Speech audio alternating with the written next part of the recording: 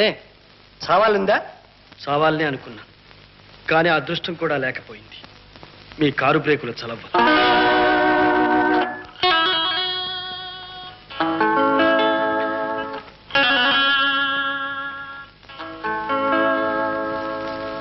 క్షమించండి, వస్తాను. ఆగండి, కారెక్కండి. ఏ పోలీసులకు అప్పగిస్తారా? కాదు, మీతో పనింది, రండి.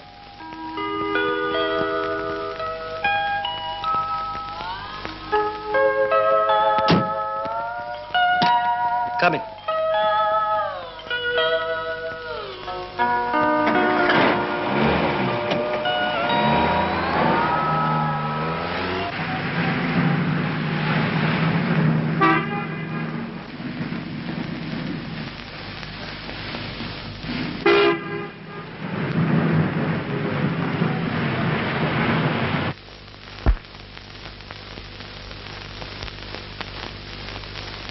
తీసుకోండి విజయ్.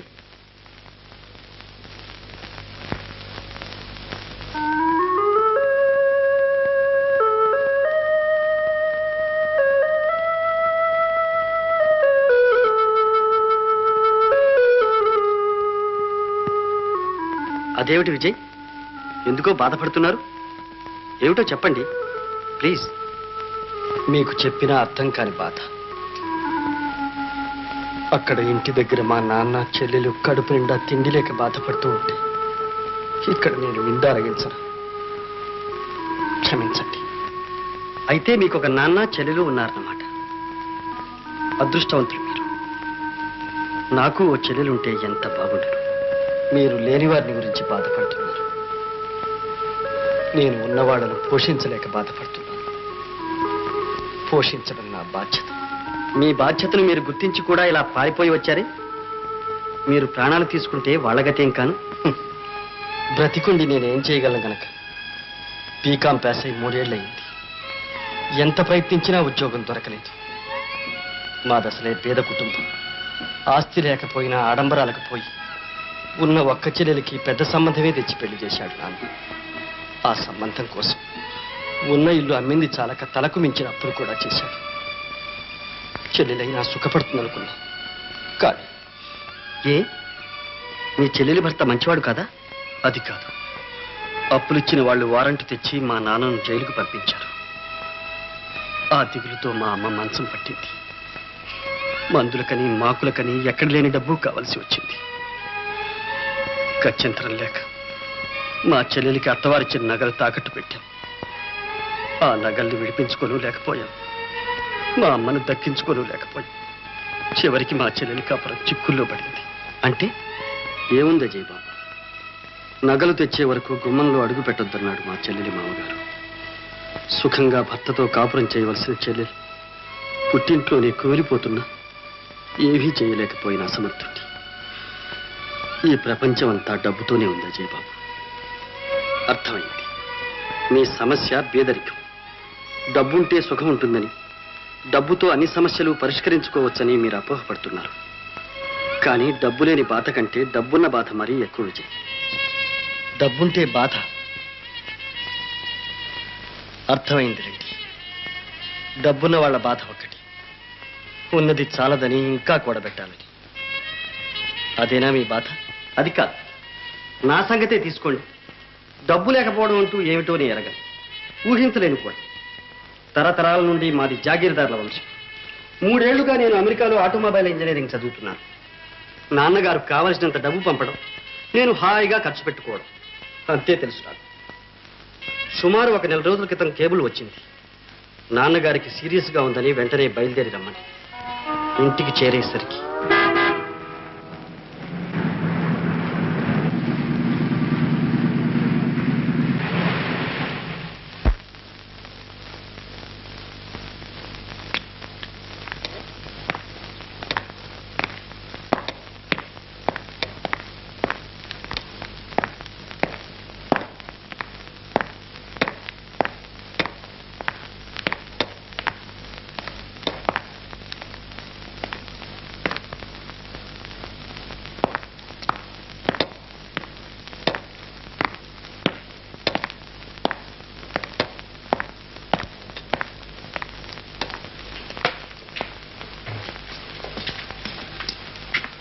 అత్తయ్య బాబు అత్తయ్య వచ్చావా నాయన వచ్చావా అయిపోయింది అంతా అయిపోయింది బాబు ఇంత చిన్న వయసులో నీకెంత కష్టం వచ్చింది పనికి మాలిన దాన్ని కళ్ళు లేని దాన్ని నన్నైనా తీసుకుపోలేదా భగవంతుడు ఊరుకోండమ్మా ఊరుకో తల్లి లేని లోపం లేకుండా చిన్నప్పటి నుంచి అజయ్ బాబుని మీ చేతులతో పెంచారు మీరే ఇలా అధైర్యపడితే ఎలా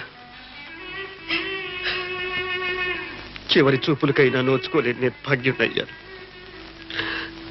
కాస్త ముందుగా తెలియజేయకపోయారా భానుజీ గారు జబ్బుగా ఉన్నప్పటి నుంచి మిమ్మల్ని రప్పించాలనే ప్రయత్నించాను అజయ్ బాబు కానీ మీ చదువు ఎక్కడ పాడవుతుందోనని నాన్నగారే వద్దంటూ వచ్చారు ఇంత త్వరలో ఇలా ముంచుకొస్తుందని ఎవ్వరూ అనుకోలేదు 4 కాలాల పాటు నాన్నగారికి సేవ చేయాలనుకున్నాను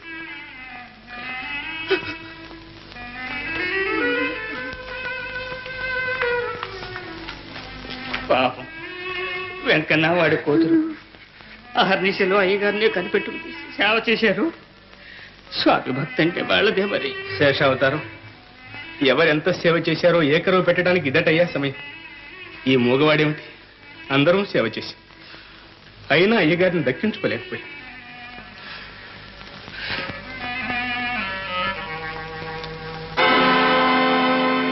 భానుజీ గారు నాన్నగారి గదికి తాళాలు వేశారే అత్తయ్య గారు మీతో చెప్పలేదా నాన్నగారు ఈ గదిలోనే పరమపదించారు వారు పోయిన నక్షత్రం మంచిది కాదట అందుకని 1 సంవత్సరం పాటు ఈ గది తెరవకూడదని పురోహితులు శాసించారు ఇది విషయం అజయ్ బాబు మన ఫ్యాక్టరీ పనివాళ్లతో వచ్చిన తగాయిదా లేబర్ ట్రిబ్యునల్ దాకా వెళ్ళింది గవర్నమెంట్ తీర్పు ప్రకారంగా ఇప్పుడు మనం 70,000 రూపాయలు పరిహారంగా చెల్లించాలి 70,000? అవునండి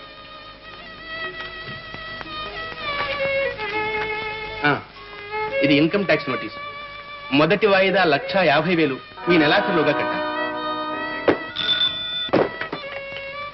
ఎస్ నేను భానోజీరావుని మాట్లాడుతున్నాను నో ఈ మాత్రానికి కోర్టులు దావాలు ఎందుకండి అజయ్ బాబు గారు వచ్చేశారుగా వారితో చెప్పి సర్దుబాటు చేయిస్తానులేండి అలాగే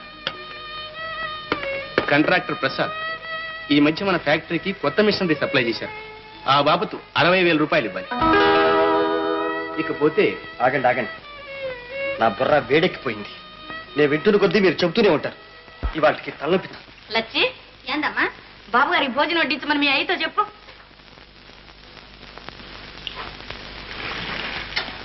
నమస్కారం పిన్ని గారు నమస్తే అజయ్ బాబు రా సరళ మీ నాన్నగారిని వెంట పెట్టుకొచ్చినట్టున్నావు ఏమిటి విశేషం మా అమ్మాయి సరళ ఉంది చూశారు నువ్వు ఉండు నాన్న అజయ్ బాబు మీకోసం ఏం తెచ్చానో తెలుసా మీకు ఇష్టమైన పాల్కోవా నేనే స్వయంగా తయారు చేశాను రుచి చూసి ఎలా ఉందో చెప్పరు అప్పుడే పిండి వంటలు చేయడం కూడా నేర్చుకున్నాం అన్నమాట కానీ ఈవేళ అజయ్ ఒంట్లో ఏం బాగాలేదు సరళ అందుకే ఇప్పుడు భోజనం కూడా మానేస్తే మంచిదన్నా అలాగా అమ్మాయి సరళ నువ్వు వెళ్ళి డాక్టర్ ఫోన్ చేయి అర్జెంటుగా రమ్మను కాదు నాన్న నేనే కార్లో వెళ్ళి దగ్గరుండి తీసుకొస్తాను అవునవును అదే మంచిది అజయ్ బాబు మీరు రెస్ట్ తీసుకోండి నాకు ఆఫీస్లో కొంచెం అర్జెంట్ పని ఉంది మళ్ళీ వస్తాను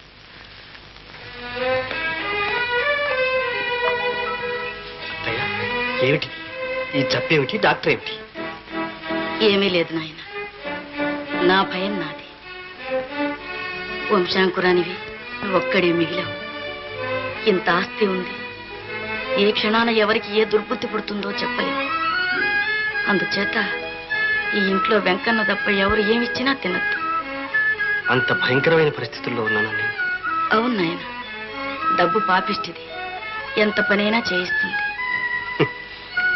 కావలసింది తినడానికి కూడా స్వతంత్రం లేదు ఎందుకే ఐశ్వర్య అది నా పరిస్థితి ఐశ్వర్యాన్ని అంటిపెట్టుకుని ఎన్ని చిక్కులు బాధలు ఉన్నాయో చూశారా క్షమించాలి నాకు అర్థం కాలేదు అలాంటివి కూడా బాధలేనంటారా కావా నేను ఇల్లు చేరేసరికి నాన్నగారు పోవడం నాకేమో ఆస్తి వివరాలు ఏమీ తెలియకపోవడం ఎటు చూసిన అప్పులు అంతుపట్టని ఆర్థిక సమస్యలు ఏ క్షణంలో ఎవరే కీడు తలపెడతారో అన్న భయంతో ప్రాణాలు గుప్పిట్లో పెట్టుకుని బ్రతకడం క్షణం సుఖం లేదు క్షణం శాంతి లేదు అవన్నీ మీరు ఊహించుకుంటున్నవి. అవి ఓ బాధలేనా? నేనే మీ స్థానంలో ఉంటే నిజం. అయితే ఒక్క క్షణం. మీరు గమనించే ఉంటారు, మనిద్దరం అచ్చుగుద్దినట్టు ఒకే పోలిగ్గా ఉన్నాం. చూడండి, మన ఇద్దరిలో ఎవరెవరో దేవుడు కూడా పోల్చుకోలేడు. అందుచేత మన స్థానాలు కొన్నాళ్ళు మార్చుకుందాం. నా బాధ్యతలు మీరు మోయగలరో లేదు. మోయలేని వాడిని నేను కాదు, మీరు. పర్వాలేదు, కాయ కష్టం చేసి కలో గంజో తాగుతూ పేదవాళ్ళే హాయిగా కాలం గడుపుతారు. ఈ కుట్రలు కుతంత్రాలు లేని నిర్మల జీవితం వాళ్ళది. కొన్నాళ్ళు అలా జీవించాలి ఇందులో. మా ధనిక జీవితం మీరు అనుభవించి చూడండి. నా పరిస్థితుల్ని చూసి జాలిపడి మీరు అలా అంటున్నారు. కానీ మా ఇంట్లో బాధల్ని మీరు ఒక్కరోజు కూడా భరించలేక పరిగెత్తుకొస్తారని నా భయం. అలాంటి భయాలు లేకుండా ముందే షరతులు పెట్టుకుందాం. ఒక్క ఏడాది గడువు. ఈ లోపుగా మనం ఏమైనా సరే స్థలాలు మార్చుకోకూడదు. అలా అగ్రిమెంట్ రాసుకుందాం. సరేనా? ఏమిటి ఆలోచిస్తున్నారు? సరే, అలాగే చేద్దాం. ఇది ఒక పరీక్ష. ఇందులో ఎవరు నెగ్గుతారో చూద్దాం. అయితే బాత్రూమ్కి వెళ్ళి స్నానవది కానివ్వండి.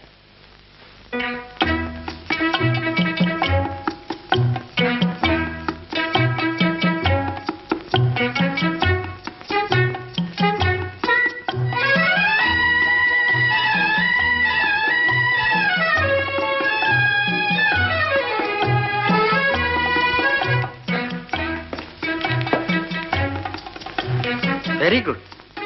కానీ చిన్న అడ్జస్ట్మెంట్.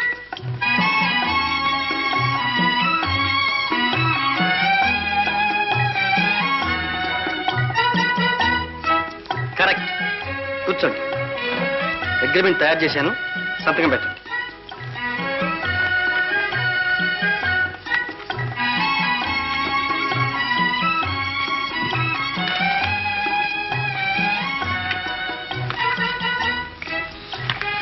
ఇప్పటి నుంచి మీరు అజయ్ బాబు, నేను విజయ్ కుమార్. పదండి.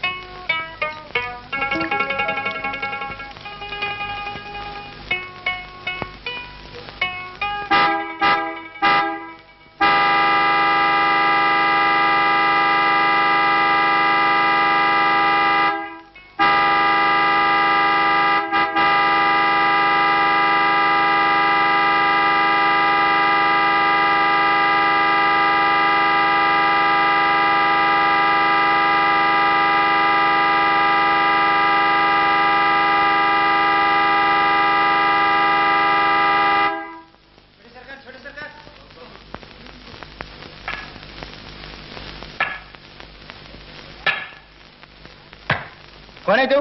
जा जा भाग।